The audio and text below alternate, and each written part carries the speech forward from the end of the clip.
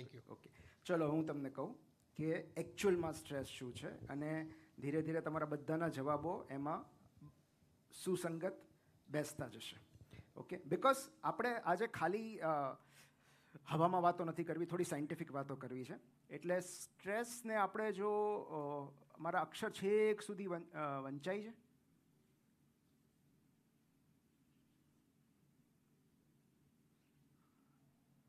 ન વંચાય તો હું વાંચી દઈશ.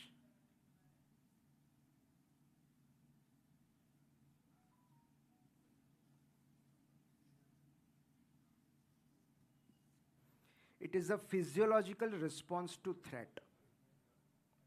That is stress. Okay? Threat કંઈ પણ હોઈ શકે, કોઈ પણ હોઈ શકે.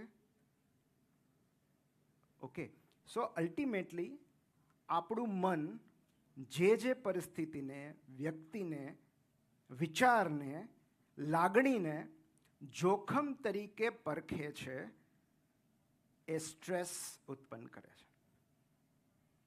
ઓકે, જે મને થ્રેટ લાગે છે એ મારી અંદર સ્ટ્રેસનો જન્મ કરશે. જે મને થ્રેટ લાગતું હોય એ તમને થ્રેટ ના પણ લાગતું હોય. ઓકે, મને થ્રેટ લાગે છે તો મારી અંદર સ્ટ્રેસ થશે. તમને એનાથી કોઈ જોખમ નથી લાગતું તો તમારી અંદર સ્ટ્રેસનો જન્મ નહીં થાય. Simple. So it is very individual. પણ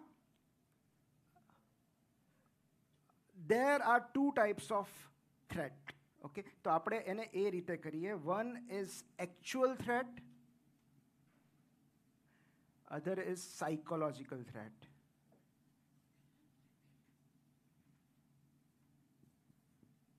Okay, now what is actual threat?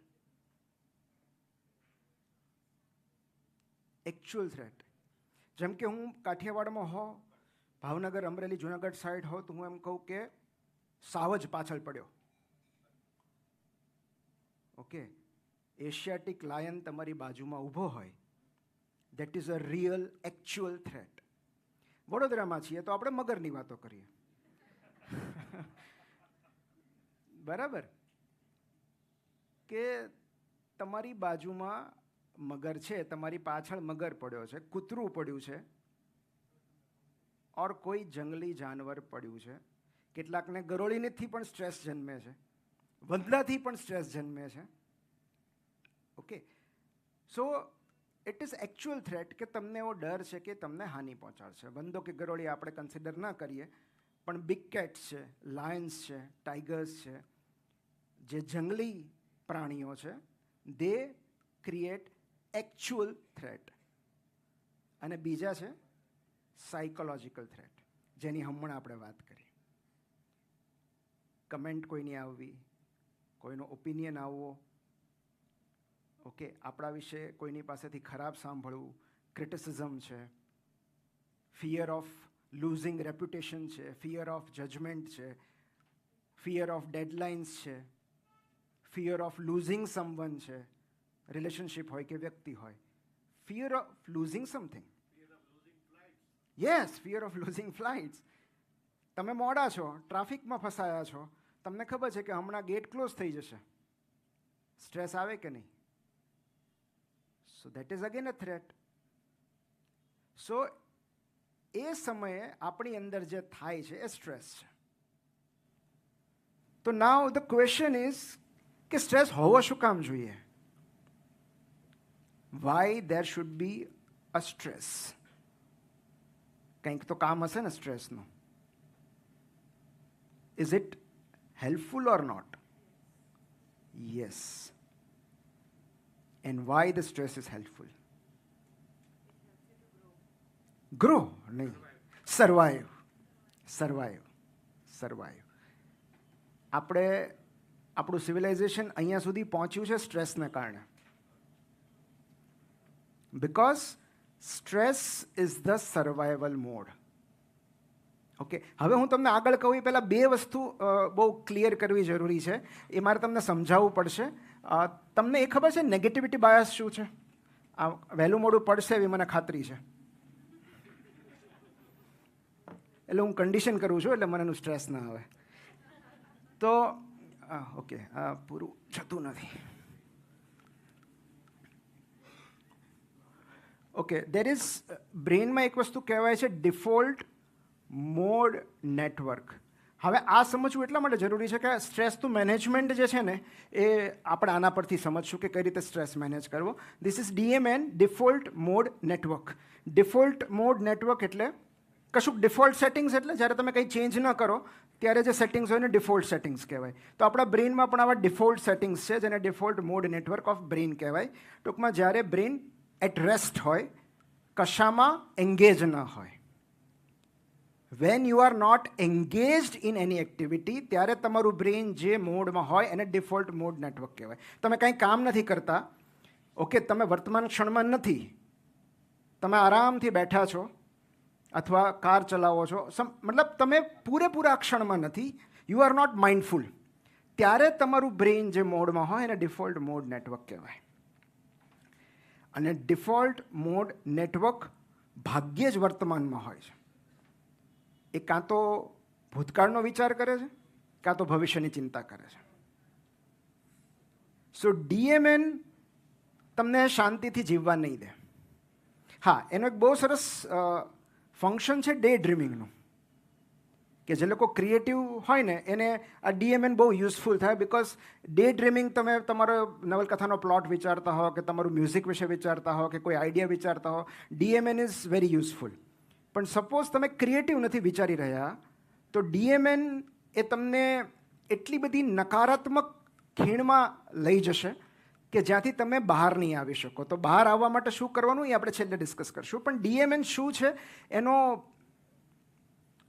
ઉપયોગ શું અથવા એનો હેતુ શું છે DMNનો, એક એ છે. અને બીજો છે નેગેટિવિટી બાયસ. હવે આના બંનેના જવાબો આપણને સાથે મળશે. નાઉ વોટ ઇઝ નેગેટિવિટી બાયસ? મારા અક્ષર જેમ જેમ સેશન આગળ જતી હશે બગડતા જશે. હું બને એટલો પ્રયત્ન કરું કે મારી અંદર રહેલો ડૉક્ટર અત્યારે બહાર ના આવે.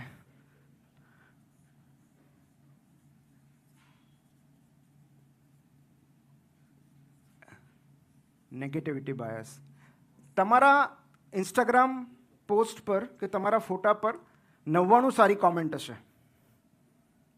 એક જણે કંઈક એવું લખી નાખ્યું.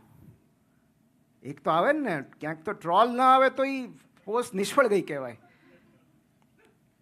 જે વસ્તુ વાયરલ થાય ને એમાં હેટર્સ આવવાના છે. ઓકે, જે વ્યક્તિ વાયરલ થાય એના પણ હેટર્સ આવવાના છે. સો હેટર્સ આર એન ઇન્ડિકેશન કે તમારો ચાહક વર્ગ વધી રહ્યો છે, તો એની ચિંતા ન કરવી. પણ એ 99 સારી કોમેન્ટ્સને નજરઅંદાજ કરીને તમે એ એક નેગેટિવ કોમેન્ટ પર આખો દિવસ વિચાર્યા કરશો. And this is normal. Okay, આખો દિવસ સારો ગયો હોય પણ એક ઘટના એવી બની હોય કે જેમાં તમારી ઈચ્છા પ્રમાણે ન થયું હોય કે કશુંક અઘટિત થયું હોય, અનિચ્છનીય બન્યું હોય, રાતે સૂતી વખતે એ જ ઘટના રમ્યા કરશે મગજ ઉપર. આટલી બધી સારી બાબતો આપણી પાસે છે, આટલું બધું સુખ છે, છતાં એ નહીં દેખાય. એક વસ્તુ જે નથી મળી એ જ મગજ ઉપર ભમ્યા કરશે. કેમ એવું છે? એને કહેવાય નેગેટિવિટી બાયસ. નાવ નેગેટિવિટી બાયસ અને ડિફોલ્ટ મોડ નેટવર્ક બંને સાથે સાથે જાય છે. બિકોઝ ડિફોલ્ટ મોડ નેટવર્ક તમને નેગેટિવિટી બાયસ તરફ લઈ જશે, કે તમને નકારાત્મક જ વિચારો કરાવશે. તો એનું જે કારણ છે એ આપણા ઇવોલ્યુશનમાં રહેલું છે, ઉત્ક્રાંતિમાં રહેલું છે. બિકોઝ એક લાઈન તમે બરાબર સમજી લો કે our brain's primary function is survival and not happiness. આપણું મગજ આપણને સર્વાઈવલ માટે તૈયાર રાખે છે, સુખ માટે નહીં. અને વર્ષોથી આદિકાળથી ઈ બ્રેનને કારણે, એ ઇન્સ્ટિંક્ટના કારણે જ માનવજાત ટકી રહી છે, કે જેમાં survival is the key priority. અને એટલે આપણે થ્રેટ્સ ગોત્યા કરીએ છીએ. તો આ કેમ જરૂરી હતું? કારણ કે પ્રિડેટર્સ ગમે ત્યાંથી આવે, ઓકે, કોઈ જંગલી પ્રાણી આવે, કોઈ બહારના લોકો આવી જાય હથિયાર લઈને, અને આપણને મારી ન નાખે એ માટે આપણું બ્રેઇન સતત ડીએમએનમાં રહે છે. We are looking actively for threats. Okay, કે ક્યાંથી હુમલો આવે. પણ નાવ વોટ હેપન, આ ઇવોલ્યુશનરી હિસ્ટરી છે કે જ્યારે આપણું બ્રેઇન સતત આપણને એલર્ટ રાખતું, સર્વાઈવલ મોડમાં રાખતું. પણ ધીરે ધીરે જેમ જેમ હ્યુમન સિવિલાઇઝેશન વિકસતું ગયું, માનવ સભ્યતાનો વિકાસ થતો ગયો, એકચ્યુઅલ થ્રેટ્સ ઘટતી ગઈ. ઓકે, તમારા ઘરમાં કૂતરો નથી, તમારી આસપાસમાં કૂતરો નથી, તમે કોઈની સાથે ઝઘડો નથી કર્યો, કોઈ છરી લઈને મારવા નથી આવવાનું તમને, તો આ ક્ષણમાં એકચ્યુઅલ કહી શકાય એવી થ્રેટ કઈ? ક્યાંય આગ નથી લાગી, ક્યાંય ધરતીકંપ નથી આવ્યો, તો એકચ્યુઅલ થ્રેટ તો છે જ નહીં ને અત્યારે. તો જે થ્રેટ્સ રહી એ કઈ રહી? સાયકોલોજીકલ થ્રેટ્સ રહી. અને એ સાયકોલોજીકલ થ્રેટ્સને કારણે આપણું ડીએમએન અને આપણું સર્વાઈવલ મિકેનિઝમ આપણને સ્ટ્રેસમાં રાખે છે. ઓકે, કારણ કે there are no actual threats. હવે બહુ ઇન્ટરેસ્ટિંગ ફેક્ટ એ છે કે આપણું મન વાસ્તવિકતા અને કલ્પના વચ્ચે ભેદ નથી કરી શકતું. This is a brilliant concept જે તમને વિઝ્યુલાઇઝેશન ટેકનિકમાં કામ લાગી શકે. that your brain cannot differentiate whether it is real or imaginary. તમે કોઈને મેરેજ પ્રપોઝલ માટે જતા હો કે બિઝનેસ પ્રપોઝલ માટે જતા હો અને તમારા મનમાં એવો વિચાર આવે કે મને રિજેક્ટ કરશે, ત્યારે એકચ્યુઅલી તમારું બોડી એ જ રીતે રિએક્ટ કરશે as if you have been already rejected. જે ઇમોશનલ કાસ્કેડ છે, જે હોર્મોનલ કાસ્કેડ છે, એ એવી જ રીતે રિએક્ટ કરશે એઝ ઇફ એ રિજેક્શન તમે ફેસ કરી રહ્યા છો. તો જ્યારે તમે એ વિચાર કરો છો ત્યારે તમારું બોડી કહી નથી શકતું કે આ હકીકત છે કે આ તમારી કલ્પના છે. અને એટલે સાયકોલોજીકલ થ્રેટ્સ વધારે છે. કારણ કે તમને એવું લાગે છે કે તમારી રેપ્યુટેશન પર ખતરો છે, તમારા રિલેશનશિપ પર ખતરો છે, તમારા ધર્મ પર ખતરો છે, તમારા બિઝનેસ પર ખતરો છે. અને એટલે વારે વારે આ સ્ટ્રેસ રિસ્પોન્સ જન્મે છે.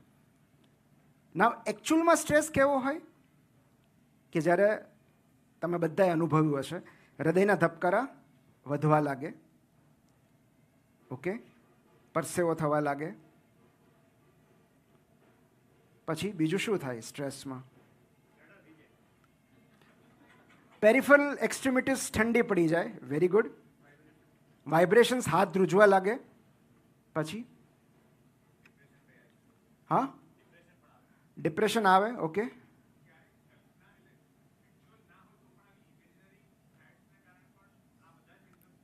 થાય, બિલકુલ બિલકુલ બિલકુલ થાય. અને જે લોકો પેનિક એટેકથી પીડાતા હોય, પેનિક ડિસઓર્ડરથી પીડાતા હોય, એમાં તો અત્યારે બેઠા થવા માંડે એમને. કારણ કે અહીંયા બેઠા છે, દેર ઇઝ નો થ્રેટ, છતાં કંઈક વિચારીને એમને પેનિક એટેક આવે.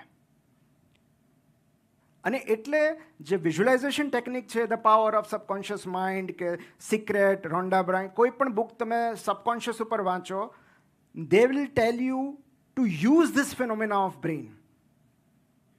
કે તમે એવું ઇમેજિન કરો જે તમે એકચ્યુઅલમાં ઈચ્છો છો, and your imagination, repeated imagination will become your reality. મતલબ તમારે તમારી જાતને કોઈ પોઝિશન પર જોવી છે, તો તમે અત્યારથી એવી રીતે બિહેવ કરો as if you have reach there. એને કહેવાય fake it till you make it. મતલબ તમે એવું બનવાનો ઢોંગ કરવા લાગો અને actually it will happen with you. Because your subconscious તમને એવા જ લોકો સાથે મુલાકાત કરાવશે જે તમને એ માર્ગ સુધી લઈ જાય, એ મુકામ સુધી લઈ જાય. પણ જો એનો this is called visualisation technique. અને એટલે જ તમે કોઈ પણ એથ્લીટનું માઇન્ડસેટ જુઓ, they will use this technique very well. કે હું ટ્રોફી મારા હાથમાં જોઉં છું. ઓકે, અને આવું તો કેટલા બધા તમે ઇન્ટરવ્યૂઝ જુઓ કોઈ પણ ટોપ નોચ એથ્લીટના, એ તમને કહેશે ને ઇન્ટરવ્યૂમાં કે હું જિમમાં વિઝ્યુલાઇઝ કરતો હતો કે ઓસ્ટ્રેલિયાની પીચ પર હું ફલાણા બોલરને આઉટ ઓફ ધ પાર્ક મારી રહ્યો છું. એકચ્યુઅલમાં વિરાટ કોહલીએ કીધું છે. And then what happens that એકચ્યુઅલમાં જ્યારે મોમેન્ટ આવે છે ત્યારે your body reacts the same way. So એ નથી ભેદ કરી શકતું. અને જો આપણે એનો ઉપયોગ નથી કરી શકતા તો આપણે એનો ભોગ બનીએ છીએ. બિકોઝ અત્યારે કોઈ વિચાર આવે, અને એક બહુ સરસ બુક છે, don't believe everything you think.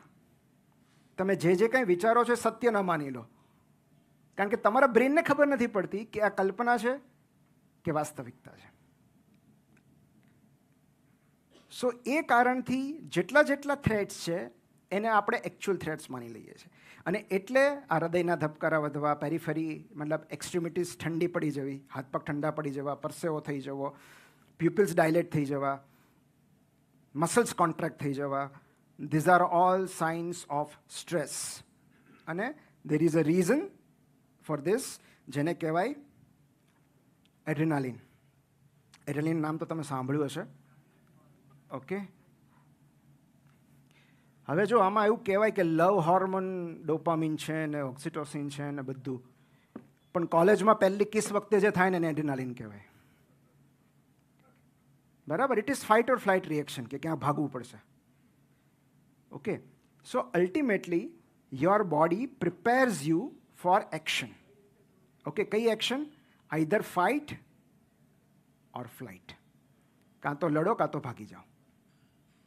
અને આ એક જ મિકેનિઝમને કારણે સ્ટ્રેસ જન્મે છે. તો આપણે આને સમજી લઈએ ને તો સ્ટ્રેસમાંથી ઘણા બધા ઇઝીલી આપણે બહાર આવી શકીએ. કારણ કે અલ્ટિમેટ ગોલ સ્ટ્રેસ ફ્રી જીવન જીવવાનો નથી, પણ સ્ટ્રેસમાંથી કેટલું ઇઝીલી આપણે બહાર આવી શકીએ એ સમજવાનો છે. તો હું તમને એક નાની એવી આકૃતિ દોરીને સમજાવું છું, પછી તમને વધારે ક્લિયર થશે. કે કારણ કે આ સ્ટ્રેસને ના કોપિંગ મિકેનિઝમ્સ આપણી અંદર જ રહેલા છે, આપણે ક્યાંય બહાર જવાની જરૂર નથી. ઇટ ઇઝ વેરી મચ આ બોડી એટલી સરસ રીતે ઇક્વિપ્ડ છે ને કે બધું આની અંદર જ છે, પણ આપણને એનું મેન્યુઅલ ખબર નથી, કે ટૂલ્સ ખબર નથી, કે કઈ સ્વિચ દબાવવાની કે જેથી આ સ્ટ્રેસ મિકેનિઝમ મતલબ બંધ થઈ જાય, એને સ્વિચ ઓફ કઈ રીતે કરવું. તો એની માટે મારે તમને બ્રેનની નાની એવી આકૃતિ દોરવી પડશે. નાવ પાર્ડન મી જો એક્ઝેક્ટલી બ્રેન જેવું ના લાગે તો, પણ હું તમને ધીરે ધીરે, અમારે એવું કહેતા સાહેબ કે બહુ ચિંતા ના કરો, તમે નામ નિર્દેશ કરી દેશો એટલે અમે સમજી લેશું કે બ્રેન છે. અહીંયા સેરેબેલમ હું દોરું છું. ઓકે, એન્ડ ઓકે, સપોઝ આ થોડું મારે મોટું દોરવાની જરૂર હતી. એનીવે, ઓકે, આ સાઇડ વ્યૂ છે બ્રેનનો. Okay, now there is one small area of brain here, જે આપણા બધાના સ્ટ્રેસનું પ્રમુખ કારણ છે. જે એરિયાનું નામ છે, કોઈ ડૉક્ટર કહે છે? Amygdala. Yes. Okay, so AMYG, એમિગડેલા.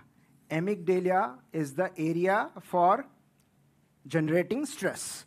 અને એમિગડેલા એટલા માટે કારણ કે બધું સર્વાઇવલ મિકેનિઝમ અહીંયા થાય છે, બધું ઇમોશન પ્રોસેસિંગ અહીંયા થાય છે.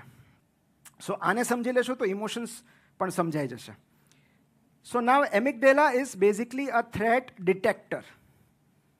જ્યારે જ્યાં જોખમ લાગે આપણું એમિગડેલા એક્ટિવેટ થઈ જાય છે. અને આ બધું મિલી સેકન્ડ્સમાં થતું હોય, એટલે તમને ખબર પડે, તમને જાણ થાય એ પહેલાં હૃદયના ધબકારા વધી ગયા હોય. કેમ?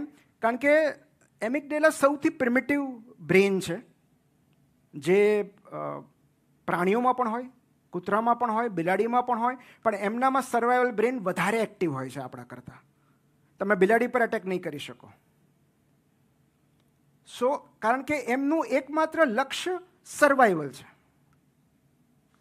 એમનાથી આપણે એ જ રીતે અલગ પડીએ છીએ કે આપણે સર્વાઇવલ મોડમાંથી સ્પિરિચ્યુઅલ મોડમાં જઈ શકીએ છીએ, પ્રાણીઓ નથી જઈ શકતા. સો જો આપણે એમિગડેલાની ઉપર ન જઈ શકીએ તો આપણામાં એમનામાં કોઈ ફેર જ નથી રહેતો. તો એમિગડેલા જે છે એ વેરી પ્રિમિટિવ, જે આપણને જીવતા રાખે છે. મતલબ જીવતા રાખે છે એટલે constantly it is looking for threat, કે ક્યાંથી જોખમ છે, કોણ મારું ખરાબ બોલે છે, કોણ મારી નિંદા કરે છે, કોણ મને ટ્રોલ કરે છે, કોણ મારી પોસ્ટ પર નેગેટિવ કમેન્ટ કરે છે, કોણ ક્રિટિસાઇઝ કરે છે, કોણ ડિસરિસ્પેક્ટ કરે છે, તો આ બધું કામ એમિગડેલા. એકચ્યુઅલી જ્યારે ફ્લાઇટમાં જતા હો ને ટર્બ્યુલન્સ આવે, સૌથી પહેલાં એમિગડેલા એક્ટિવેટ થાય છે. દેર ઇઝ અ સ્ટ્રેસ. સો એનો મેસેજ એક જ છે, દેર is a threat, there is a threat, there is a threat, there is a threat. એટલો જ સંદેશો આપવાનો છે. એક ઘરના બાળક જેવું છે જે આખા ઘરમાં ફરતું રહે છે કે જોખમ છે, જોખમ છે, જોખમ છે, જોખમ છે, જોખમ છે. હવે નાઉ વોટ હેપન્સ કે એ મેસેજ કોને આપે છે? અહીંયા એક એરિયા રહેલો હોય જેને કહેવાય હાઇપોથેલેમસ. ઓકે, ઘરના કોઈ યુવાન વ્યક્તિને વાત કરે છે કે ભાઈ જોખમ છે, જોખમ છે. આ બાળક છે કે જોખમ છે, જોખમ છે, જોખમ છે. અને આ શું કરે છે? વિધાઉટ કન્સલ્ટિંગ એનીબડી, કોઈને કાંઈ પૂછ્યા વગર, કાંઈ હકીકત તપાસ્યા વગર એ આદેશ આપી દે છે પિટ્યુટરી ગ્લેન્ડને કે ભાઈ આ બાળકે કીધું, એમિગડેલાએ કીધું કે જોખમ છે, જોખમ હશે, you act. And pituitary gland જે છે it will activate sympathetic nervous system, જેના કારણે એડ્રેનાલિન રિલીઝ થશે. Okay, adrenaline will cause flight or fight reaction. મતલબ કે કાં તો બે જ રસ્તા છે તમારી પાસે, કાં તો લડાઈ કરો, કાં તો ભાગી જાઓ, જે રોડ રેજમાં થાય છે. ગાડી થોડી કડી જાય અને સર્વાઈવલ મિકેનિઝમ એક્ટિવેટ થઈ જાય છે. અને એટલે જ માણસ કાં તો બસ મૂકીને ભાગી જાય છે અને કાં તો રોડ રેજમાં કોકનું ખૂન કરી નાખે છે. સો વર્ષો સુધી આ ફ્લાઇટ ઓર ફાઇટ રિસ્પોન્સ જ છે જે આપણને ટ્રિગર કરે છે દરેક વાતમાં. અને એ ઘરમાં નાનો એવો ઝઘડો થયો હોય તોય ફાઇટ ઓર ફ્લાઇટ, ઓફિસમાં કંઈ થયું હોય તોય fight or flight. So this is a basic survival mechanism કે જેમાંથી આપણે જલ્દી નીકળી નથી શકતા. Now there is a third response કે દરેક વખતે ફ્લાઇટ ઓર ફાઇટ જરૂરી નથી. There is a third response in survival mechanism, freeze. મતલબ તમે થીજી જાઓ રિસ્પોન્સ. પણ આ એસએનએસ જે છે, સિમ્પેથેટિક નર્વસ, આ હું તમને એટલા માટે કહું છું કારણ કે આનું મેનેજમેન્ટ સમજવું ઇઝી પડશે કે કઈ રીતે આને કાઉન્ટર કરવું સ્ટ્રેસને. તો સિમ્પેથેટિક નર્વસ સિસ્ટમ છે એ આપણને સ્ટ્રેસ માટે પ્રિપેર કરે છે, આપણા બોડીને પ્રિપેર કરે છે. It will release adrenaline. કિડનીની ઉપર એક નાની એવી ગ્રંથિ આવેલી હોય જેને એડ્રેનલ ગ્લેન્ડ્સ કહેવાય, અને એ એડ્રેનલના બે ભાગ હોય, કોર્ટેક્સ અને મેડ્યુલા. તો એમાં મેડ્યુલામાંથી એ રિલીઝ કરશે એડ્રેનાલિન. ઓકે, અને એડ્રેનાલિન એટલે જે તમને થ્રિલ આવે છે 120ની સ્પીડે ચલાવવાથી, અથવા જે એડવેન્ચરસ સ્પોર્ટ્સમાં જે થ્રિલ આવે છે એ એડ્રેનાલિન રશ છે. કારણ કે જ્યારે એડ્રેનાલિન રશ હોય છે ત્યારે તમે પ્રેઝન્ટ મોમેન્ટમાં આવી જાઓ છો. ઓકે, સો કેટલીક વાર લોકો એટલે પણ જોખમ લેતા હોય છે. આ એડવેન્ચરસ સ્પોર્ટ્સમાં કેમ લોકોને મજા આવે છે? એ તમને વર્તમાન ક્ષણ સાથે એન્કર્ડ રાખે છે. તો તમે એકચ્યુઅલ ફ્લાઇટ ઓર ફાઇટ મોડમાં આવી ગયા. ઓકે, હવે ટૂંક સમયમાં એ સ્ટ્રેસ જતો નથી, બિકોઝ સાયકોલોજીકલ છે એટલે તાત્કાલિક તો જવાનો નથી. હવે તમારી પાછળ કોઈક પડ્યું હોય તો તમે એક એનિમલ ઇન્સ્ટિંક્ટ તમે નોટિસ કરજો કે સપોઝ એક કૂતરાની પાછળ બીજું કૂતરું પડ્યું છે. Okay, and there is a stress. એક જગ્યાએ પહોંચી જાય છે, પછી પેલું કૂતરું ક્યાંક ચાલ્યું જાય છે, અને વિધિન 5 to 10 મિનિટ્સ આ કૂતરું શાંતિથી સૂઈ જશે. ઓકે, ઓલો જે સ્ટ્રેસ છે જૂનો, હવે એના પર હવે એકદમ પીસફુલ મોડમાં આવી ગયું છે. જેની પાસે પેટ ડોગ હશે એમને ખ્યાલ હશે કે સપોઝ એ સ્ટ્રેસમાં આવી જાય પછી બહુ જલ્દી એમાંથી બહાર નીકળી જાય છે, કારણ કે દેર is a very short about of hormone spike and then everything is fine. પણ હ્યુમન્સમાં એવું નથી થતું, કારણ કે સાયકોલોજીકલ થ્રેટ્સ છે. તો જ્યારે સ્ટ્રેસ પ્રોલોંગ્ડ ચાલે છે ત્યારે વોટ હેપન્સ, પિટ્યુટરી બીજી એક્સિસ એક્ટિવેટ કરે છે જેને કહેવાય HPA axis, hypothalamo pituitary adrenaline axis. હાઇપોથેલેમસમાંથી પિટ્યુટરી, પિટ્યુટરીમાંથી એ હોર્મોન રિલીઝ કરશે, CRH, કોર્ટિકોટ્રોપિન રિલીઝિંગ હોર્મોન. અને અગેન એ જે ગ્લેન્ડ હોય ત્રિકોણાકારની કિડનીની ઉપર, એમાંથી સ્ટેરોઇડ્સ રિલીઝ કરશે, કોર્ટિકોસ્ટેરોઇડ્સ ઓર કોર્ટિઝોલ, સ્ટ્રેસ હોર્મોન, જેને આપણે કોર્ટિઝોલ કહીએ, સ્ટ્રેસ હોર્મોન. એનું કામ શું છે? મેઇનલી તમારું ડાયજેશન બંધ પાડી દે, બીપી શૂટ કરે, એડ્રેનાલિન પણ એ જ કરશે, અને ગ્લુકોઝની અવેલેબિલિટી વધારશે બ્લડમાં. અને એટલે પ્રોલોંગ સ્ટ્રેસ હોય તો એટલે ડાયાબિટીસનું જોખમ વધી જાય. તો કોર્ટિઝોલ છે એ અગેન એવું વિચાર છે કે અત્યારે તો તમારે લડવાનું છે કાં ભાગવાનું છે, તો તમારી પાસે ડાયજેશન કરવાનો સમય જ નથી. તો ડાયજેશનને અત્યારે થોડી વાર આપણે હાઇબરનેશનમાં મૂકી દઈએ. તમને વધારે શુગરની જરૂર પડશે તો હું એક કામ કરું છું, તમારા બ્લડમાં ખૂબ બધી શુગર નાખી દઉં છું, તો તમારામાં એનર્જી રહે. Okay, I will make you more alert. તો કોર્ટિઝોલ છે એ અગેન તમને એક્શન માટે પ્રિપેર કરશે. હવે પ્રોબ્લેમ ત્યાં છે કે આ તો બધા ઇમેજનરી થ્રેટ્સ છે, તો એ તો સ્વિચ ઓફ થવાના જ નથી. જ્યાં સુધી કોઈ મગર પડ્યો હોય તો એ મગર જાય ત્યારે એ થ્રેટનો અંત થાય. કોઈ વ્યક્તિ કે ઇમેજનરી કોઈ સિનારીઓથી તમને જોખમ હોય તો જ્યાં સુધી તમે એ મિકેનિઝમ સ્વિચ ઓફ નહીં કરો, બેઝિકલી અલાર્મ સિસ્ટમ છે ને, this is alarm system of body. તો જ્યાં સુધી તમે અલાર્મ સિસ્ટમ બંધ નહીં કરો ત્યાં સુધી વાગતું જ રહેવાનું છે. તો ત્યાં સુધી એડ્રેનાલિન રિલીઝ થયા કરશે, કોર્ટિઝોલ રિલીઝ થયા કરશે, and it will lead to chronic stress, અથવા સતત જેને પેનિક એટેક કહેવાય કે તમને ઊંઘ જ ના આવે. તો આને કાઉન્ટર કરવાનો શું રસ્તો છે? ઓકે, આમાંથી કઈ રીતે બહાર નીકળવું? કારણ કે આપણને ખબર છે ચલો કે ભાઈ એડ્રેનાલિન રિલીઝ થયું, સિમ્પેથેટિક નર્વસ સિસ્ટમ એક્ટિવેટેડ છે, અત્યારે હાથ ધ્રુજે છે, ઊંઘ નથી આવતી કારણ કે તમે સ્ટ્રેસમાં હો ત્યારે ઊંઘ ના આવે, ક્યાંય મન નથી લાગતું. પણ હવે એમાંથી બહાર કઈ રીતે આવું? So the beautiful mechanism to counter this એ પણ આપણી અંદર જ રહેલું છે, અને એ સમજવું છે, અને એમાં જ સ્ટ્રેસ મેનેજમેન્ટ છે. મેં તમને આ એટલા માટે સમજાવ્યું કારણ કે જ્યાં સુધી આ નહીં સમજાય ત્યાં સુધી એ નહીં સમજાય. Okay, so there is a beautiful system જે આને કાઉન્ટરેક્ટ કરે છે. એ છે parasympathetic nervous system, PNS. PNS is our friend. અને બધી સ્પિરિચ્યુઅલ એક્સરસાઇઝ, શાંતિ મેળવવાના તમામ પ્રયત્નો PNSને એક્ટિવેટ કરવાના છે. કારણ કે આ એક્ટિવેટ થશે તો આ આપોઆપ બંધ થઈ જશે. ઓકે, નાવ મજાની વાત એ છે કે દરેક ઘરમાં એક વડીલ રહેલું હોય, ઓકે, જે યુવાનોને શાંત પાડે કે ભાઈ બાયું ચડાવી એ કંઈ એક જ રસ્તો નથી. વાતોથી પણ સમાધાન થઈ શકે, સમાધાનથી પણ ઉપાય છે. ઓકે, અને એ બોલે પણ કંઈ કરશે નહીં તો એકચ્યુઅલી આ થ્રેટ નથી, શાંતિથી સૂઈ જાઓ. તો આપણા બ્રેઇનમાં પણ એક એવો વડીલ રહેલો છે જે અહીંયા આવેલો હોય, જેને કહેવાય પ્રી ફ્રન્ટલ કોર્ટેક્સ,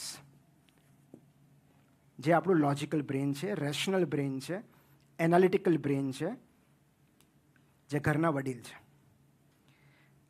કાલે મને નિમિષભાઈ બહુ સુંદર પુસ્તક આપ્યું, the boy, the fox, the mall and the horse. એનો બીજો ભાગ આપ્યો, મને ખબર નહોતી બીજો ભાગ આવી ગયો છે. તો એમણે મને એક સુખદ સરપ્રાઈઝ આપી, મારા માટે બુક લઈને આવ્યા કે ધીસ ઇઝ ધ પાર્ટ 2. તો થેન્ક યુ સો મચ. પણ આ મને એટલે યાદ આવ્યું કારણ કે મેં ભાસ્કરમાં એના પર એક આર્ટિકલ લખ્યો હતો કે the boy, the fox, the mall and the horse, આ 4 પાત્રો છે. એક ઘોડો છે, એક છછુંદર છે, એક નાનું બાળક છે, ઓકે, અને એક શિયાળ છે. તો આ 4 અલગ અલગ પાત્રો એક મુસાફરીએ નીકળે છે, યાત્રાએ નીકળે છે, અને અંદરોઅંદર વાત કરે છે, પોતાની ઇનસિક્યોરિટી શેર કરે છે, પોતાની નિષ્ફળતાઓ શેર કરે છે, અને દરેક જણ એકબીજાને દિલાસો આપે છે. એમાં સૌથી મેચ્યોર કોઈ હોય ને તો એ ઘોડો છે. એ ઘોડો દરેકને વિઝડમ આપે છે કે ઠીક છે, ખરાબ દિવસો છે, પણ ધીસ ટુ વિલ પાસ. અને મજાની વાત એ છે કે આ 4 પાત્રો આપણી અંદર રહેલા છે. પેલું બાળક જે જગતથી ડરે છે, જેને ફિયર ઓફ જજમેન્ટ છે. પેલું લુચ્ચું શિયાળ, જેને ઇન્સેન્ટિવ્સ જોઈતા છે, પ્રસિદ્ધિ જોઈતી છે, પૈસા જોઈતા છે, જેને લોભ છે. પેલું છછુંદર, જે પોતાની જાતને ઇન્સિગ્નિફિકન્ટ માને છે કે આ જગતમાં મારું કંઈ મહત્વ જ નથી, હું બહુ સૂક્ષ્મ છું, કોઈને મારી પડી નથી, મારા હોવાથી કે ન હોવાથી કાંઈ ફેર નથી પડતો. એ આપણી અંદર રહેલું છછુંદર છે. અને ચોથું ઘોડો, જે આપણી કોન્શિયસનેસ છે, જે આપણને ઠરીઠામ કરે છે, રાહત આપે છે. So that is our internal dialogue, જે આપણને રિલેક્સ કરે છે, રાહત આપે છે. અને એ ઘોડો એટલે પ્રીફ્રન્ટલ કોર્ટેક્સ. પ્રીફ્રન્ટલ કોર્ટેક્સની મુલાકાત જ્યારે એમિગડેલા સાથે થાય ત્યારે પ્રીફ્રન્ટલ કોર્ટેક્સ એમિગડેલાને કાઉન્ટર કરીને શાંત પાડી દે છે કે તું શાંતિથી સૂઈ જા, there is no actual threat. કાંઈ ચિંતા કરવા જેવું નથી. કોઈની એક કોમેન્ટથી, કોઈની એક પોસ્ટથી તારા જીવનમાં કાંઈ જ ફેર નહીં પડે. એમને જે બોલવું એ બોલવા દે, જેટલા ટ્રોલ કરવા એટલા કરવા દે, એનાથી તારા જીવનમાં કશું જ બદલાવાનું નથી. જેને પોતાનો બિઝનેસ જેટલો ઉપર લઈ જવો એટલો લઈ જાય, એની સાથે કમ્પેરિઝનમાં ઉતરીને તને કાંઈ જ ફાયદો નથી થવાનો. You do your work. બીજા કોઈના કંઈ કરવાથી તને કોઈ ખતરો નથી.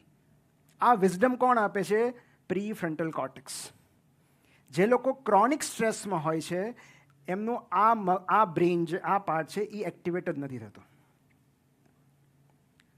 ઓકે, કારણ કે આ સમજણ જ નથી હોતી કે ત્યાં સુધી કઈ રીતે પહોંચવું. હવે એકચ્યુઅલી શું છે કે જ્યારે આ જે લોકો ઇમોશનલી રેઝિલિયન્ટ હોય, આપણને નવાઈ લાગે કે કેટલાક લોકો તરત સ્ટ્રેસમાંથી બહાર આવી જાય, કેટલાક ન આવી શકે. તો જેમનો આ એરિયા વધારે એક્ટિવ હોય એ લોકો ઇમોશનલી રેઝિલિયન્ટ હોય. એ લોકો બહુ જલ્દી સ્ટ્રેસમાંથી બહાર આવી શકે, પોતાના પીસફુલ મોડમાં જઈ શકે. સો નાવ પીએનએસ કઈ રીતે એક્ટિવેટ કરવી? બિકોઝ જે રીતે એમિગડેલા એક્ટિવેટ થઈ ગયું આપણા હાથમાં નહોતું. એને થ્રેટ લાગ્યું અને એણે હાઇપોથેલેમસને કીધું and there is emotional cascade, hormonal cascade, બધું શરૂ થઈ ગયું. હૃદયના ધબકારા વધી ગયા, દેર ઇઝ એકચ્યુઅલ સ્ટ્રેસ. હવે એને રિવર્સ કેમ કરવું? તો એની માટે પીએનએસ છે, પેરાસિમ્પેથેટિક નર્વસ સિસ્ટમ. તો કોઈ એવી પ્રવૃત્તિ હોવી જોઈએ, કશુંક એવું હોવું જોઈએ જે કરવાથી આપણી પેરાસિમ્પેથેટિક નર્વસ સિસ્ટમ એક્ટિવેટ થાય. અને આપણે જેમ આ ફ્લાઇટ ઓર ફાઇટ રિએક્શન છે એમ parasympathetic is rest and digest or rest and repair. જે ડેમેજ થયું છે ઇમોશનલ, સાયકોલોજીકલ, એને રિપેર કરવા માટે પીએનએસ છે. તો નાવ યુ ટેલ મી એક જ activity, and there is only one તો નહીં પણ ધ ફર્સ્ટ વન, જેનાથી પીએનએસ એક્ટિવેટ થાય. અહીંયા બેઠા બેઠા તમે સ્ટ્રેસને કાઉન્ટર કરી શકો છો. Breathing, breathing, breathing, breathing, breathing, breathing. There is only one answer. Deep breathing. ખાલી બ્રીધિંગ નહીં. કારણ કે જ્યારે આપણે સ્ટ્રેસમાં હોઈએ છીએ ત્યારે આપણું બ્રીધિંગ શેલો અને ફાસ્ટ થતું જાય છે. અને એટલે જ breath is our first therapist. So breathing પર આપણે જેટલું કહીએ ને એટલું ઓછું છે, જેટલું કહીએ એટલું ઓછું છે. કારણ કે આપણે એના વિશે જાણતા જ નથી. We unconsciously or subconsciously keep on breathing, પણ કોન્શિયસ બ્રીધિંગ આપણને ખ્યાલ જ નથી એના what are the advantages and how useful it can બી.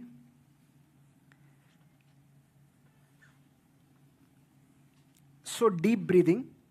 અને believe me, there are papers કે જ્યાં single deep breath can reduce your stress. એક ઊંડો શ્વાસ and you are out. Because Thich Nhat Hanh કરીને એક સ્પિરિચ્યુઅલ લીડર હતા, આધ્યાત્મિક ગુરુ, જેણે બહુ અદ્ભુત પુસ્તકો લખ્યા. એમણે પોતાનું એક પ્લમ વિલેજની સ્થાપના કરી. એ વિયેતનામીસ બુદ્ધિસ્ટ મોન્ક હતા. 95 વર્ષની ઉંમરે એમનું દેહાંત થયું, પણ એમણે બહુ અદ્ભુત વાતો કરી છે. અને એમની એક વાત મને બહુ ગમે છે કે breath is the bridge between body and mind. તો મન અને શરીર વચ્ચેનો એક જ સેતુ છે અને એ શ્વાસ છે.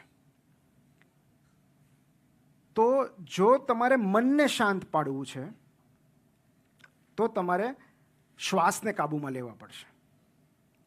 કારણ કે એડ્રેનાલિન રિલીઝ થયું, કોર્ટિઝોલ, એ તમારા કાબૂમાં નહોતું. ચલો, એ સર્વાઇવલ મિકેનિઝમનો ભાગ હતો, બરાબર. તમને થ્રેટ લાગ્યું કોઈ વ્યક્તિથી કે ગમે એ રીતે.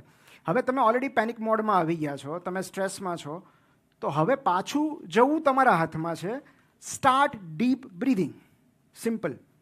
કારણ કે જેવું તમે ઊંડો શ્વાસ લો છો, તમે બ્રેનને એક સંદેશો આપો છો કે all is well, don't worry, everything is fine.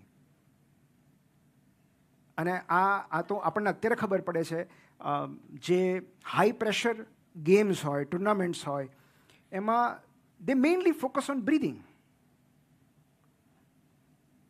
તમને એમ થાય કે આટલું બધું સ્ટ્રેસ છે, આ ક્રિકેટર્સ કઈ રીતે હેન્ડલ કરતા હશે? It is all about knowing the mechanism. તમે લાસ્ટ ટુ લાસ્ટ આઈપીએલની એક મેચ જોઈ હોય જેમાં કોઈકે કેચ પાડ્યો તો, મને યાદ નથી, જ્યારે ધોનીએ ખાલી એટલો જ ઇશારો કર્યો હતો સ્ટમ્પની પાછળથી કે 2 ડીપ બ્રીથ્સ, અને નેક્સ્ટ બોલે વિકેટ પડી હતી. યા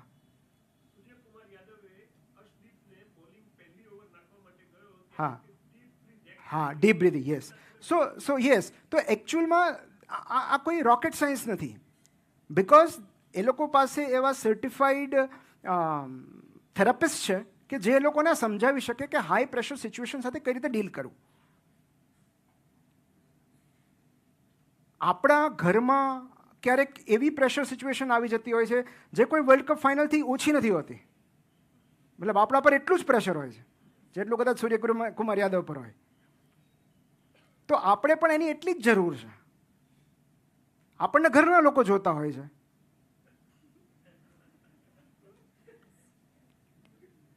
પણ એ જરૂર તો બધાને પડે છે. અને એટલે બ્રીધિંગ, જો આપણે કોન્શિયસ બ્રીધિંગ એક્ટિવેટ કરી શકીએ તો સ્ટ્રેસ રિડક્શન ઘણું બધું સરળતાથી થઈ શકે. And there are 2 ways of doing it. એક જે છે ઇઝ 4:6 મેથડ, કે જેમાં તમે 4 સેકન્ડ સુધી ઇન્હેલ કરો. ગણવાનું નથી, મનમાં ગણવાનું છે. 1 2 3 4 એટલો તમે શ્વાસ લીધો, અને 6 સેકન્ડ લાંબો ઉચ્છ્વાસ. સો ઉચ્છ્વાસ જ્યારે શ્વાસ કરતાં વધારે લાંબો ચાલે ત્યારે આપમેળે એક કામનેસ આવી જતી હોય છે. This is one. There are so many different breathing methods. પણ બીજી જે છે, જે મને બહુ જ ગમે છે બોક્સ બ્રીધિંગ. કોઈને ખબર છે બોક્સ બ્રીધિંગ શું છે? Yes, 4 second. હું સમજાવું. સી, બેઝિકલી એ છે ને, એની પાછળ પણ એક સાયન્ટિફિક રીઝન છે કે તમે ઇન્હેલ કરો 4 સેકન્ડ સુધી, પછી એ શ્વાસ 4 સેકન્ડ સુધી હોલ્ડ કરો. સો એ 4 સેકન્ડનો હોલ્ડ, પછી 4 સેકન્ડ એક્ઝેલ કરો, અને પછી પાછું 4 સેકન્ડ હોલ્ડ કરી રાખો, પછી ઇન્હેલ કરો. So this is a box, એટલે બોક્સ બ્રીધિંગ કહેવાય છે. And this is very useful. Parasympathetic nervous સિસ્ટમને એક્ટિવેટ કરવા માટે આ બ્રીધિંગ ટેકનિક પણ એટલી જ વેલિડ છે અને યુઝફુલ છે. પણ અલ્ટિમેટલી આ કેમ જરૂરી છે? કોઈકે 2-3 રિસ્પોન્સ એવા પણ હતા. કોઈકે લખ્યું હતું mindfulness. Now what is mindfulness? When you are aware of the present moment. તમે શું કરો છો એની સંપૂર્ણ સભાનતા હોય, એ માઇન્ડફુલનેસ છે. અને એટલે જ આપણે ક્યારેક કહેતા હોઈએ છીએ કે હું એબસેન્ટ માઇન્ડેડ હતો. એબસેન્ટ માઇન્ડેડ હતો મતલબ મગજ નથી એવું નહોતું, પણ મારું ધ્યાન નહોતું. અને ડીએમએન ત્યારે જ એક્ટિવેટ થાય છે જ્યારે આપણે માઇન્ડલેસ હોઈએ છીએ, મતલબ કે એબસેન્ટ માઇન્ડેડ હોઈએ છીએ, મતલબ કે વર્તમાન ક્ષણમાં નથી હોતા. તો જેવા આપણે પ્રેઝન્ટ મોમેન્ટમાં આવીએ છીએ, ઓટોમેટિકલી આપણે ડિફોલ્ટ મોડ નેટવર્કમાંથી બહાર નીકળી જઈએ છીએ. And there lies the piece.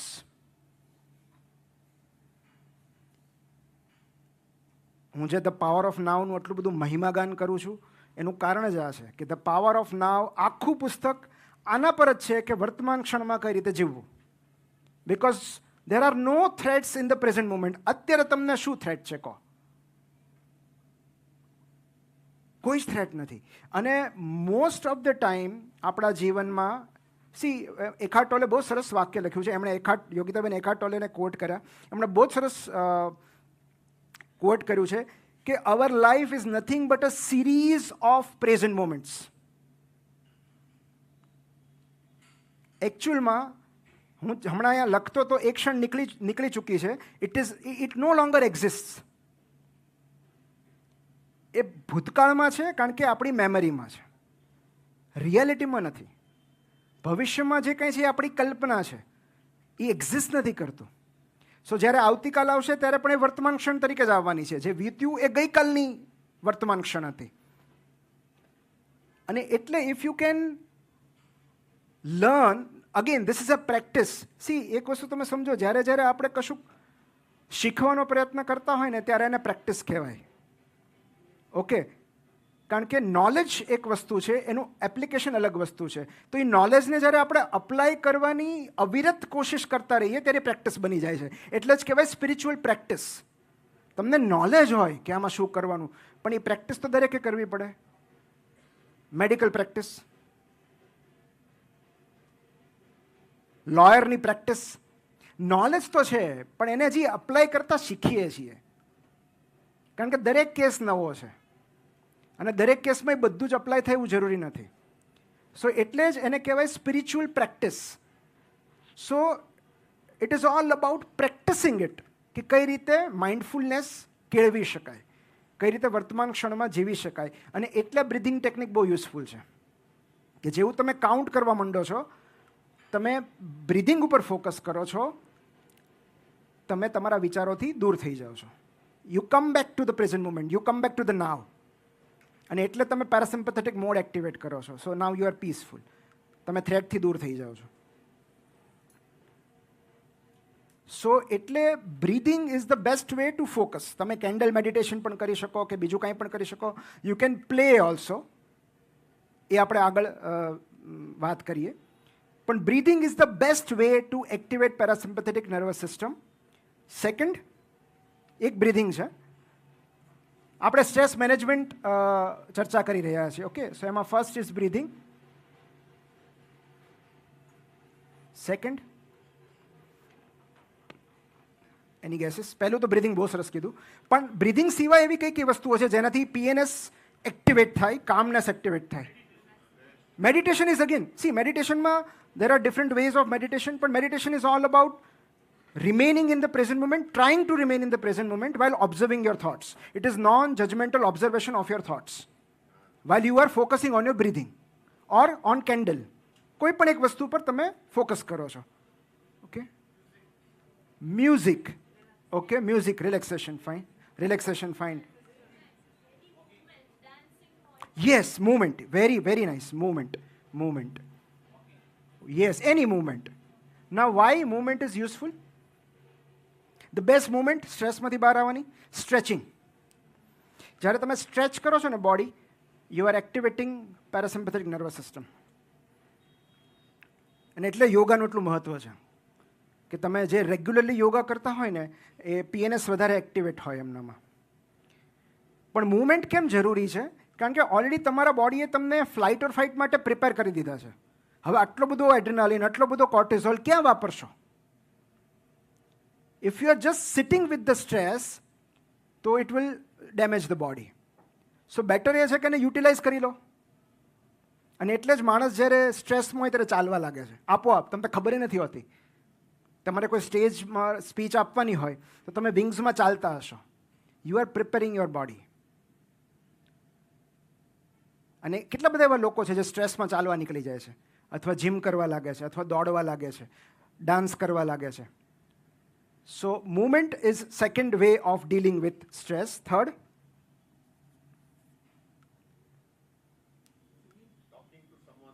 Yes, talking to someone. Yes, okay.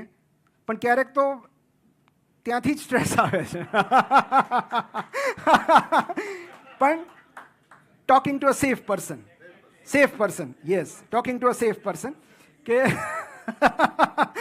કે જે આપણને સાંભળે અને જે આપણને ટુ બી સીનની જે ફિલિંગ છે આપણને સીન ફીલ કરાવે કે ભાઈ આપણને સાંભળે છે, સમજે છે અને there is no imminent threat from that person. તો talking with someone. Yes, hugging. Okay, પણ અગેન સામે કોઈ વિલિંગ પાત્ર મળવું જોઈએ ને. નહીં, નહીં. આપણે બહુ સાયન્ટિફિક વેઝ કરીએ છીએ. જેમ કે અપેક્ષા વગર જીવવું એ અત્યારની ક્ષણમાં પોસિબલ નથી. મતલબ વી વોન્ટ એક્શન્સ. જેમ એમણે કીધું મૂવમેન્ટ, તો મૂવમેન્ટ અત્યારે પોસિબલ છે. તમને સ્ટ્રેસ લાગે છે, તમે ઊભા થાવ, ચાલવા માંડો, સ્ટ્રેચ કરો, do something and that will relieve your stress. કંઈક એવું જે પોસિબલ છે કરવું. Journaling, fine. Drinking water, okay. પણ ડ્રિંકિંગ વોટર કરતાં એક્સપોઝર ટુ કોલ્ડ વોટર. તમે જ્યારે ઠંડા પાણીએ મોઢું ધોવો છો કે કોલ્ડ શાવર લો છો ત્યારે પીએનએસ એક્ટિવેટ થાય છે. Cold exposure, yes, it is one of the very accepted way. Cold showers or exposure to cold water. અને એટલે there is a method, Wim Hoffman method, તમને ખબર હોય તો ખબર છે Wim Hoffman method? ઓલું આઈસ બકેટ પેલું હતું કે ઠંડા બરફના પાણીએ નાહી લો તમે, અને એટલે કેટલા લોકો શિયાળામાં વહેલી સવારે એકદમ ઠંડા પાણીએ નાહી છે. So it activates your parasympathetic nervous system, exposure to cold. અને એટલે કોલ્ડ શાવર્સનું વિદેશમાં તો બહુ મહત્ત્વ છે કે એ તમને સ્ટ્રેસમાંથી થોડા મુક્ત કરે છે. So exposure to cold water, yes. Pet સાથે રમવાનું, very very very good, yes. So pets, yes, okay.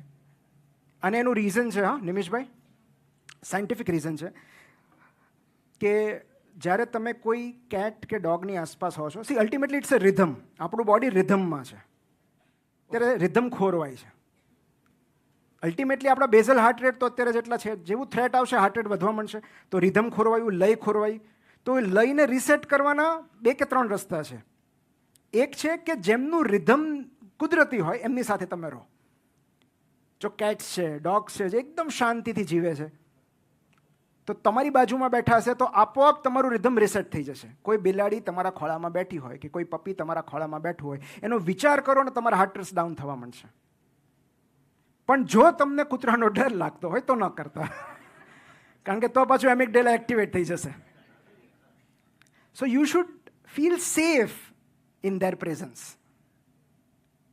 કે એ જીવ કે એ ચેતનાની હાજરીથી તમને શાંતિનો અહેસાસ થવો જરૂરી છે. Otherwise again it will activate your amygdala. જો તમને કૂતરાનો ભય હોય તો, અથવા તમારી પાસે ભૂતકાળમાં એવું કંઈ થયું હોય, ડોગ બાઇટ થયું હોય, તો again it will activate your amygdala કે આ થ્રેટ છે, આને ઘરમાંથી કાઢો. ઓકે. પણ બીજું જે છે, જે બહુ જ વેલિડ છે, એ છે nature. 5th, yeah. This is the most underrated way to manage stress. Nature. કારણ કે અગેન નેચરનું જે રિધમ છે એ આપણને આપણા બાયોલોજિકલ રિધમ તરફ પાછું લાવે છે. જે આપણી લય ખોરવાઈ ગઈ હોય છે સ્ટ્રેસને કારણે, તમે 5 દિવસ નેચરમાં વિતાવો એન્ડ આપોઆપ તમે તમારી મૂળ રિધમમાં પાછા આવી જશો. હગ કરવાનું એમણે કીધું, best thing to હગ is tree. હવે તો ટ્રી થેરાપી છે એવી. તો તમે 5 સેકન્ડ 10 સેકન્ડ સુધી કોઈ ઝાડને ગળે મળીને ઊભા રહો, આપોઆપ તમને શાંતિનો અનુભવ થશે. કારણ કે એ ચેતના છે, એ પદાર્થ નથી. અને એ તમને એક, તમે માનો કે ના માનો, એ તમને એક ભરોસો આપશે કે everything is fine, don't worry. હું અહીંયા વર્ષોથી ઊભો છું, મને કાંઈ થયું નથી, તમને કાંઈ નહીં થાય. યસ, ક્યાંય પણ, યસ, વેરી વેરી. ઇવન દરિયાકાંઠે ચાલો તો પણ સારું ફીલ થશે, કારણ કે એને અર્થિંગ કહેવાય. અર્થિંગ. મને ઘણીવાર નવાઈ લાગે કે લોકો ચપ્પલ પહેરીને દરિયાકાંઠે શું કામ આવતા હશે. ધ વેરી પર્પઝ કે તમારે એનો સ્પર્શ કરવો છે ને, તો ખુલ્લા પગે ચાલો. અને એની પાછળ પણ સાયન્સ છે, એને અર્થિંગ કહેવાય, કે જે તમે 10-15 મિનિટ થોડું દરિયાકાંઠે ચાલો છો તો એનાથી તમારું સ્ટ્રેસ લેવલ આપોઆપ ઘટવા લાગે છે, તમારું બીપી ડાઉન થશે, તમારું હાર્ટ રેટ ડાઉન થશે, you will feel relaxed. Yes, હા, એ હું કહું. Very good question. हाँ, यस, हाँ, मैं उसके ऊपर आ रहा हूँ.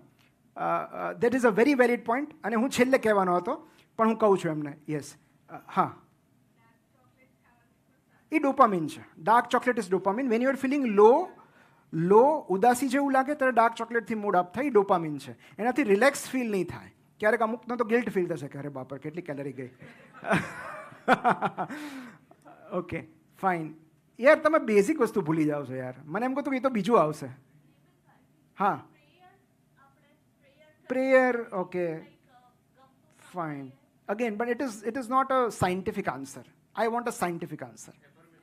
No affirmation. ના. આમ તો એ સૌથી મોટું સુખ છે. આઈ એગ્રી કે એનાથી મોટું સુખ એકેય નથી. કાફકાની નોવેલમાં એવું લખ્યું છે, મેટામોર્ફોસિસમાં.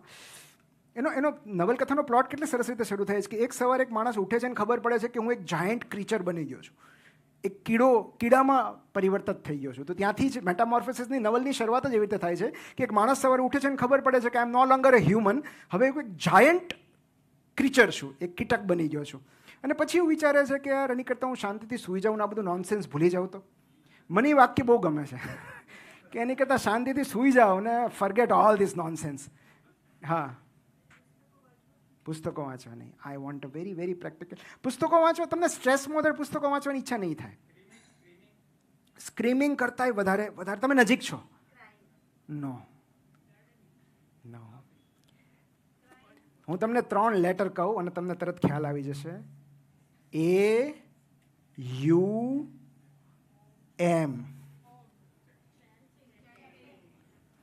અને why? There is a scientific reason. આપણે બધા સાથે કરીએ 3 વાર. ઓકે, તમે મારી સાથે સાથે બોલજો અને દેન યુ ટેલ મી કે એનાથી શું ઇફેક્ટ આવી. ઓકે, 1 2 3.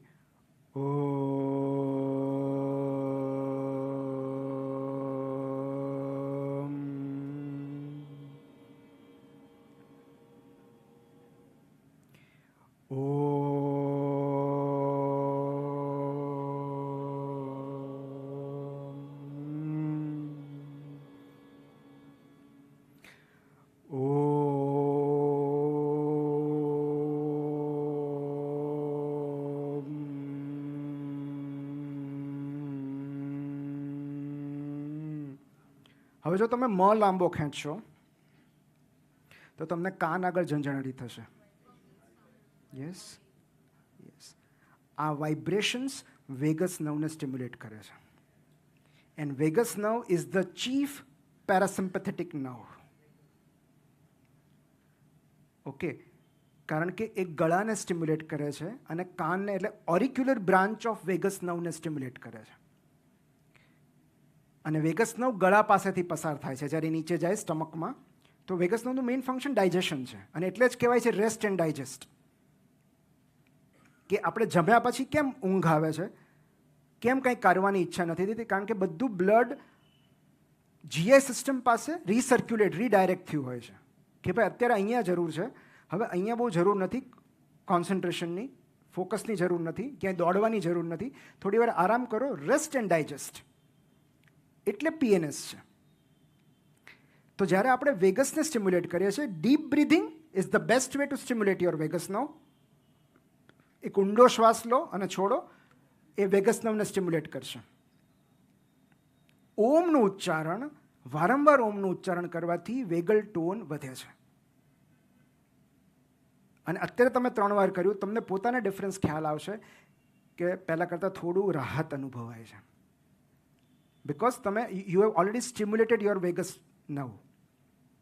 અને વેગસ નર્વ સ્ટિમ્યુલેટ થાય ત્યારે આ બધા એલાર્મ મિકેનિઝમ જે મેં પહેલાં કીધા, એ બધી એલાર્મ સિસ્ટમ બંધ થઈ જાય. કોઈ થ્રેટ નથી, શાંતિથી બેસો. તો આ ઉચ્ચારણ છે, વાઇબ્રેશન્સ છે, અને એમાં કોઈ પણ મંત્રોચ્ચાર તમે કરો. ઓમ તો સૌથી સાદામાં સાદું ને સૌથી બેસ્ટ ઉદાહરણ છે, પણ તમે કોઈ મંત્ર જાપ કરો કે કંઈ પણ કરો તો એનાથી એ વાઇબ્રેશન્સથી તમને રાહત મળશે. યાર મુખ્ય કામ રહી ગયું યાર. મતલબ મને એમ હતું કે બ્રિધિંગ પછી સેકન્ડ આવવું જોઈએ, જે વારંવાર કરવાથી આપણો પેરાસિમ્પેથેટિક એક્ટિવેટ થયા કરે છે. પણ આ કેવી આયરની છે કે આપણે એ જ ભૂલી જઈએ છીએ, વિચ ઇઝ વેરી વાઇટલ. પાણી પીવું, એક્સરસાઇઝ, મૂવમેન્ટ આવી ગઈ. This is like very vital. મતલબ આ નથી તો લાઈફમાં કાંઈ જ નથી.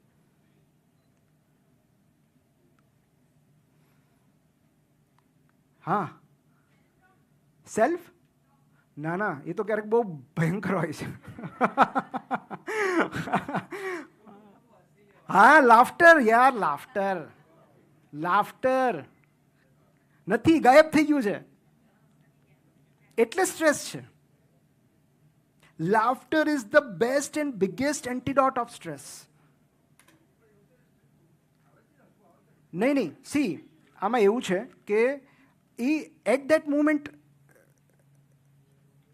see, whenever you can participate in a laughter or create a laughter, or તમે કોઈ સિચ્યુએશનને લાઇટ બનાવી શકો, તમે બહુ સરળતાથી એમાંથી બહાર આવી શકો. એ પ્રયત્નપૂર્વક હસવાની વાત નથી. પણ જે લોકો નિયમિત હસતા હોય છે એ લોકો બહુ સરળતાથી સ્ટ્રેસમાંથી બહાર આવી શકે છે. સો આ એક ટૂલ બોક્સ છે, બરાબર. જરૂરી નથી કે તમારે આ જ પાનું ઉપાડવું. ઓકે, તમને આ ગમતું હોય તો તમે આ ટૂલ લઈ શકો, આ ગમતું હોય તો આ ટૂલ લઈ શકો, એનીથિંગ દેટ યુ લાઈક. પણ this is a tool box available to all of us. પણ પ્રોબ્લેમ એ છે કે આપણા જીવનમાં હાસ્યની ભયંકર અને ગંભીર અછત સર્જાતી જાય છે. આપણે હસવાનું જ ભૂલી ગયા છીએ. એટલે આ એમિગડેલા આટલું બધું હાવી થઈ ગયું છે આપણા ઉપર. બિકોઝ જ્યારે સ્ટ્રેસ નથી હોતું ત્યારે ક્યાં હસીએ છીએ આપણે? જ્યારે કોઈ સ્ટ્રેસ નથી, કશું જ નથી, કોઈ આપણી સળી નથી કરતું, ત્યારે નથી હસતા આપણે. તો વેગસ 9 કેમ ખબર પડશે, બ્રેનને કેમ ખબર પડશે કે આપણે સુરક્ષિત છીએ? Because when we laugh, we feel safe. અને એટલે જ અત્યારે આ સ્ટેન્ડઅપ કોમેડી કે જે બી આનો આટલો બધો જરૂરિયાત ઊભી થઈ છે, માંગ ઊભી થઈ છે. કારણ કે લોકોને પહેલાં જે નિર્દોષ હાસ્ય મળતું એવું હાસ્ય હવે મળતું નથી. શાહબુદ્દીનભાઈ જેવા કેટલા ઓછા લોકો રહ્યા છે કે જેમાં ઘરના 5 સભ્યો બેસીને હસી શકે. હવે તો સ્ટેન્ડઅપ કોમેડીમાં પાછું 18+ રિક્વાયરમેન્ટ. મને તો નવાઈ લાગી, ભાવનગરમાં આવ્યું ને મને કે તમે તમારી દીકરીને નહીં લાવી શકો. તો મેં કીધું એવું હાસ્યનું ધોરણ હોય તો મને ચિંતા થાય છે. મતલબ જો હાસ્યને આપણે ઉંમરમાં બાંધી દઈએ કે 18+નું હાસ્ય છે તો મને ખરેખર ચિંતા થશે. કાં તો ઓડિયન્સની ચિંતા થશે, કાં તો કલાકારની ચિંતા થશે.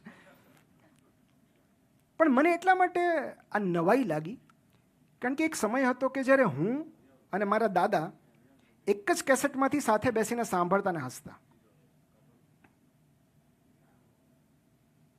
તો એવા સીન્સ હોય તો સમજી શકાય કે ભાઈ દરેકે પોતાના નેટફ્લિક્સમાં અલગ જઈને જોવું.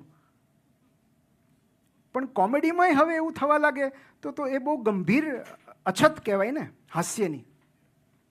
તો એનો મતલબ એમ કે આપણે ખરેખર એવા હાસ્ય કલાકારોની, હાસ્યકારોની જરૂર છે જે આપણને સપરિવાર હસાવી શકે. એ સૌથી મોટી ચેલેન્જ છે. હા, આપણા જ ઘરમાં કેટલાક એવા પાત્રો હોય તો સારામાં સારું. જો કોઈ એવી મંજૂરી આપતું હોય કે તમે મારી મશ્કરી કરો, મને કાંઈ વાંધો નથી, હું ખરાબ નહીં લગાડું, તો એવા પાત્રો તો ખાસ બહુ મૂલ્યવાન કહેવાય, મતલબ જાળવીને રાખવા જોઈએ. પણ આવી હળવી મજાક થવી ઘરમાં કે હસવું, તો it is a very healthy sign. મતલબ it is the best antidote to any stress. તો આ આપણી પાસે ટૂલ માર્ક છે, રાઈટ. હવે જે મૂળ મુદ્દો આવ્યો એ છે કે ખરેખર સ્ટ્રેસ ખરાબ જ છે. Are you sure? આ બહુ જ સેન્સિટિવ મુદ્દો છે અને એને બહુ જ આપણે ગંભીરતાથી અને with a pinch of salt આપણે વિચારવું પડે કે ખરેખર સ્ટ્રેસ હાર્મફુલ છે. બિકોઝ થોડા સમય પહેલાં હું એક પુસ્તકના સંપર્કમાં આવ્યો, the upside of stress. The upside of stress મતલબ કે સ્ટ્રેસના ફાયદા ઓર સ્ટ્રેસ કેમ ઉપયોગી છે. દેર ઇઝ અ લોંગ સ્ટડી કે જેમાં રિસર્ચ થયેલું છે કે 100 લોકોને સ્ટ્રેસ આવ્યું છે અને એક સરખું સ્ટ્રેસ છે બધાને, એમ માની લો. લાંબા સમયથી સ્ટ્રેસ છે, ક્રોનિક સ્ટ્રેસ છે, અને આપણે એવું માનીએ છીએ, મેડિકલ સાયન્સ એવું કહે છે કે chronic science damages the body. બરાબર, ડાયાબિટીસ, બ્લડ પ્રેશર, IHD મતલબ ischemic heart disease and all kinds of stuff. પણ આ સ્ટડીમાં એના જે રિસર્ચર છે એમણે એક નવા આઈડિયા સાથે, એક નવા તારણ સાથે એ બહાર આવ્યા કે જે લોકો એવું સમજે છે કે stress is useful, helpful, necessary, એમને સ્ટ્રેસની અસરો નથી થતી. જે લોકો સ્ટ્રેસને ખરાબ રીતે જુએ છે, પીડાદાયક રીતે જુએ છે, એમને સ્ટ્રેસથી ડેમેજ થાય છે. આ બહુ વિચારવા જેવો મુદ્દો છે, કારણ કે કેટલા બધા એવા એથ્લીટ્સ હશે જેઓ અંડર સ્ટ્રેસ, અંડર પ્રેશર વધારે સારું પરફોર્મ કરે. સૌથી મતલબ આખી ટુર્નામેન્ટમાં T20માં વિરાટ કોહલીના રન નથી અને ફાઇનલમાં જ કેમ થયા? બાર્બાડોસની વાત કરું છું. સમ પ્લેયર્સ પરફોર્મ અંડર પ્રેશર. પ્લેયર્સને ક્યાં, સમ students perform under pressure. Exam ન આવે ત્યાં સુધી યાદ નથી રહેતું, ત્યાં સુધી વાંચવાનું ઈચ્છા જ નથી થતી. ઘણા એવા વિદ્યાર્થીઓ છે જેમ કે હજી તો પરીક્ષાનો વાર છે ને, આવવા દો ને, ત્યારે પછી આપોઆપ વંચાતું જશે, યાદ રહેતું જશે.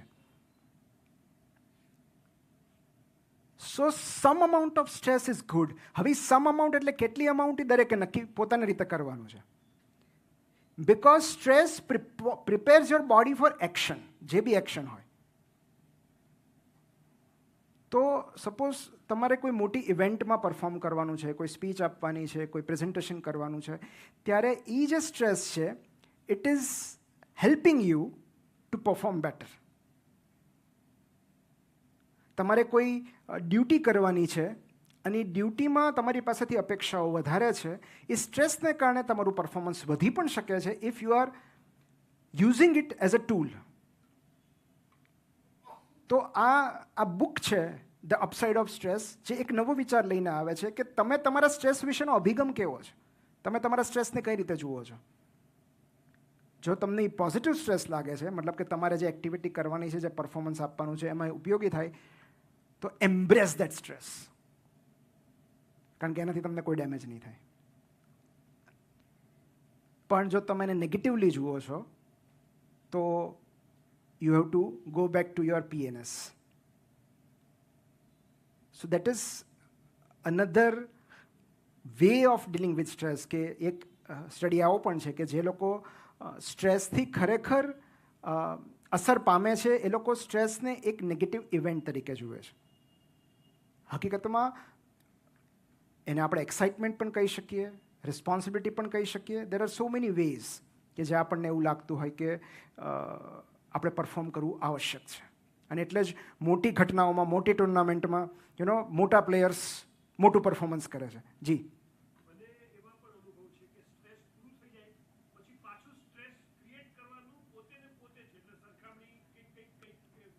ટ્રાય કરે. સો દે ઓકે ઓકે હા, challenges, ya, so they challenge themselves. Yes, true. So they challenge themselves, right. સો આ એક ટૂલ છે.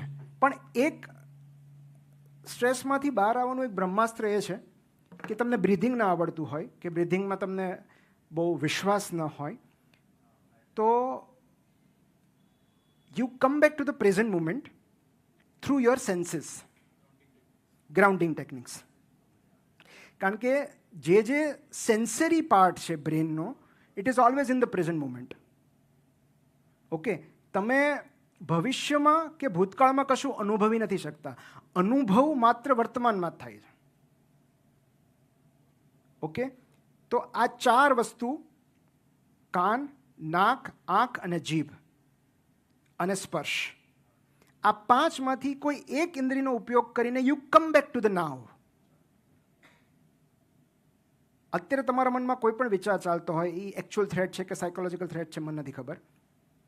આ એસીનો અવાજ સંભળાય છે? જો સંભળાતો હોય તો યુ આર ઇન નાવ.